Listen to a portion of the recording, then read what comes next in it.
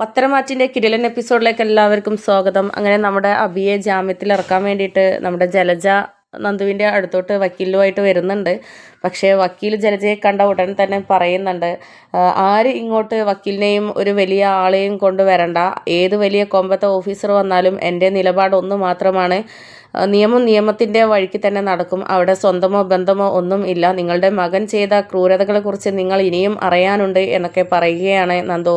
ഇത് കേട്ടിട്ട് ജലജ പറയുന്നുണ്ട്, എൻ്റെ മകനെക്കുറിച്ച് നീ എനിക്ക് പറഞ്ഞ് മനസ്സിലാക്കി തരേണ്ട. നിൻ്റെ ചേച്ചിയുടെ ഭർത്താവ് എന്ന് പറയുന്നവന് ചെയ്ത് കൂട്ടിയതിനെക്കുറിച്ച് നീ ഒന്ന് ആലോചിച്ചിട്ട് അയാൾക്കെതിരെ കേസെടുക്കാൻ നോക്ക്, അല്ലാതെ വെറുതെ എൻ്റെ മകൻ്റെ പിന്നാലെ നടക്കണ്ട എന്നൊക്കെ പറയുന്നുണ്ട്. അപ്പോൾ ആ സമയത്ത് ഇത് പറയാനാണോ ഇങ്ങോട്ട് പോകുന്നത്? എന്തായാലും നിങ്ങൾ ഉദ്ദേശിച്ച കാര്യം നടക്കില്ല. വക്കീലിനോടും തുറന്ന് പറയുന്നുണ്ട്, നിയമത്തിൻ്റെ വഴിയിൽ തന്നെ നടക്കും. അതിനായിട്ടുള്ള റൈറ്റ്സൊക്കെ എനിക്ക് കിട്ടിയിട്ടുണ്ട്, അധികാരം എനിക്കുണ്ട്.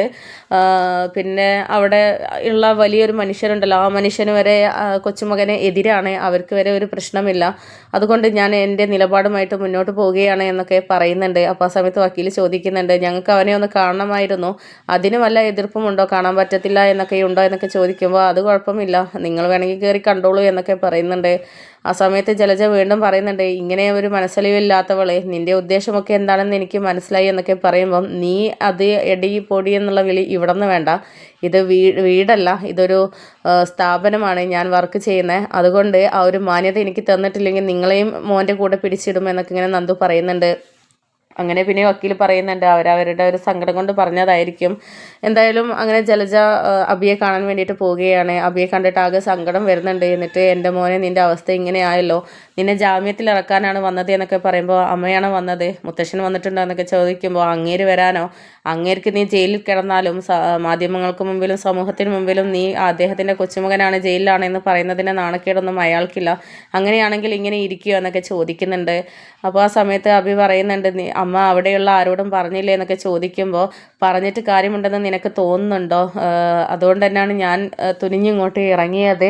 പക്ഷേ അവളുണ്ടല്ലോ, ആ ഒരുത്തി, അവൾ ജാമ്യം തരില്ല എന്ന് പറഞ്ഞ് ഒരേ ഒരു വാശിയിലാണ്. അങ്ങനെ തരില്ല എന്ന് പറയുമ്പോൾ എന്ത് ചെയ്യാനാ മോനെ എന്നൊക്കെ പറയുന്നുണ്ട്. അപ്പോൾ ആ സമയത്ത് അബി ചോദിക്കുന്നുണ്ട്, ജാമ്യം തരില്ല എന്ന് പറഞ്ഞോ, അപ്പോൾ അവരെന്നെ കോടതിയിൽ ഹാജരാക്കുമോ, ഹാജരാക്കി കഴിഞ്ഞാൽ പിന്നെ എന്നെ റിമാൻഡ് ചെയ്ത് ജയിലിലേക്ക് പോവുകയേ ഉള്ളൂ, പിന്നെ എനിക്കൊന്നും ചെയ്യാൻ പറ്റത്തില്ല, ആകെ എൻ്റെത് എല്ലാ സ്വപ്നങ്ങളും തകർന്നു പോകും അമ്മയെന്നൊക്കെ പറയുമ്പോൾ, എനിക്കെന്നെ എല്ലാം മനസ്സിലാവുന്നുണ്ട്. പക്ഷേ അവൾ ഒരേ വാശിയിൽ നിൽക്കുമ്പോൾ എന്ത് ചെയ്യാനാണ്, വക്കീലിനും പോലും ആർക്ക് പോലും ഒന്നും ചെയ്യാൻ പറ്റത്തില്ല, എന്തായാലും കോടതിയിൽ ഹാജരാക്കുമെന്നാണ് പറയുന്നത് എന്നൊക്കെ പറയുന്നുണ്ട്. അപ്പോൾ ആ സമയത്ത് അബിക്ക് അങ്ങ് സങ്കടവും ദേഷ്യമൊക്കെ വരുന്നുണ്ട്. ആ സമയത്ത് അബി പറയുന്നുണ്ട്, അമ്മേ, ഞാനെങ്ങാനും ജയിലിൽ പോയാൽ പിന്നെ ചെയ്യേണ്ടതൊക്കെ എന്താണെന്നുള്ളത് അമ്മയ്ക്ക് അറിയാമല്ലോ എന്നൊക്കെ പറയുമ്പോൾ, അതൊന്നും മോൻ എന്നെ പറഞ്ഞ് മനസ്സിലാക്കേണ്ട, എനിക്കെല്ലാം അറിയാം, അതൊക്കെ ഞാൻ നോക്കിക്കോളാം, ഇപ്പോൾ മോനെ ഇറക്കാനുള്ള വഴി എന്തെങ്കിലും ഉണ്ടോ എന്നാണ് ഞാൻ ആലോചിക്കുന്നത് എന്നൊക്കെ ഇങ്ങനെ പറയുന്നുണ്ട്. അപ്പോൾ ആ സമയത്ത് നവ്യ എന്താ പറയുന്നത്, നവ്യ ഒന്നിനും ഇറങ്ങുന്നില്ല എന്നൊക്കെ ചോദിക്കുമ്പോൾ, നിന്നെ അറസ്റ്റ് ചെയ്ത് കൊണ്ടുപോകുമ്പോൾ അവൾ കാണിച്ച പരാക്രമവും പിന്നെ ഇവിടെ നിന്നെ വന്നിട്ട് അവളെ കാല് പിടിച്ചിറക്കാൻ പറഞ്ഞതൊക്കെ അല്ലേ, എന്നിട്ടും മനസ്സലിവ് അവൾ കാണിച്ചിട്ടില്ല. നന്ദു എന്ന് പറയുന്നവൾ സ്വന്തം ചേച്ചി അവളുടെ കാല് പിടിക്കുന്നത് പോലെയാണ് കെഞ്ചി കെഞ്ചി കരഞ്ഞ് പറഞ്ഞത്, പക്ഷേ എന്നിട്ടും വിട്ടില്ല. അത്രയ്ക്ക് മനസാക്ഷി ഇല്ലാത്തവളാണ് ആ നന്ദു എന്ന് പറയുന്നവൾ. ആ ഒരു പേടിയാണ് എനിക്കുള്ളത് എന്നൊക്കെ ഇങ്ങനെ പറയുന്നുണ്ട് ജലജ. അങ്ങനെ പിന്നീട് ജലജ അനന്തപുരിയിലോട്ട് തിരിച്ചു വരികയാണ്. തിരിച്ചു വരുന്ന സമയത്ത് ജാനകി അവിടെ തന്നെ ഉണ്ടായിരുന്നു. അങ്ങനെ ജാനകി ചോദിക്കുന്നുണ്ട്, എന്തായി ജലജ കാര്യങ്ങൾ, അവനെ വിട്ട് കിട്ടുന്നതിനെ കുറിച്ച് എന്തായി എന്നൊക്കെ ചോദിക്കുമ്പോൾ, അതാ മുട്ടച്ചി അവിടെ ഉള്ളിടത്തോളം കാലം നടക്കത്തില്ല എന്നൊക്കെ പറയുന്നുണ്ട്.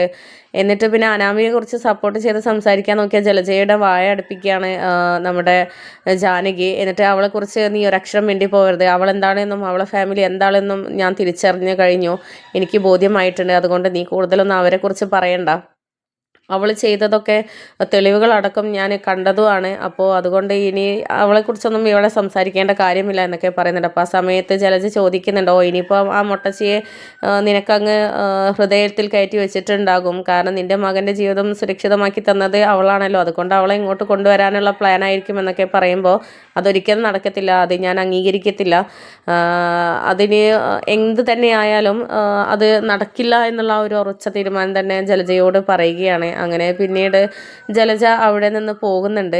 അങ്ങനെ നവ്യയെ കാണുകയാണ്. എന്നിട്ട് നവ്യ എന്തായി അമ്മ എന്നൊക്കെ ചോദിക്കുമ്പോൾ, എന്താവാനാണ്, നിൻ്റെ അനിയത്തി എന്ന് പറയുന്നവൾ അവിടെ ഉണ്ടല്ലോ, അതുകൊണ്ട് ഒന്നും നടക്കത്തില്ല, അവനെ ജാമ്യത്തിൽ വിട്ട് നൽകില്ല എന്നാണ് പറഞ്ഞത്, കോടതിയിൽ ഹാജരാക്കും, അങ്ങനെ ഹാജരാക്കി കഴിഞ്ഞാൽ ഇനി എന്തൊക്കെയാണ് അതിൻ്റെ പിന്നാലെ സംഭവിക്കാൻ പോകുന്നത് എന്നുള്ളത് അറിയില്ല. ഇനി വേറെ എന്തെങ്കിലും കള്ളക്കേസിൽ കുടുക്കിയിട്ട് അവന് ജാമ്യം നൽകാതിരിക്കാനുള്ള വഴികളൊക്കെ അവൾ ചെയ്യുമോ എന്നാണ് എൻ്റെ പേടി. ഇവർക്കൊക്കെ നിൻ്റെ ചേച്ചിക്കും ഒക്കെ അത്രയ്ക്കും ശത്രുതയാണല്ലോ അബിയോട് എന്നൊക്കെ പറയുന്നുണ്ട്. എന്നിട്ട് ആ സമയത്ത് പറയുന്നുണ്ട്, അബിയുടെ ശത്രുക്കൾ ആരാണോ എൻ്റെ അനിയത്തിമാരും ഒക്കെ അബിയുടെ ശത്രുക്കളാണെങ്കിൽ അവരെൻ്റെയും ശത്രുക്കളായിരിക്കും. ഇനി ഞാൻ അവരോട് ഒരു ഇതിനും പോകത്തില്ല എന്നൊക്കെ പറയുന്നുണ്ട്. അപ്പോൾ ആ സമയത്ത് ജലജ പറയുന്നുണ്ട്, ഇപ്പോൾ നമ്മൾ ഒരുമിച്ച് നിൽക്കേണ്ട സമയമാണ്, കൈകോർത്ത് ഒരുമിച്ച് നിന്ന് ഇവർക്കെതിരെ പോരാടണം എന്നൊക്കെ പറയുകയാണ് ജലജ.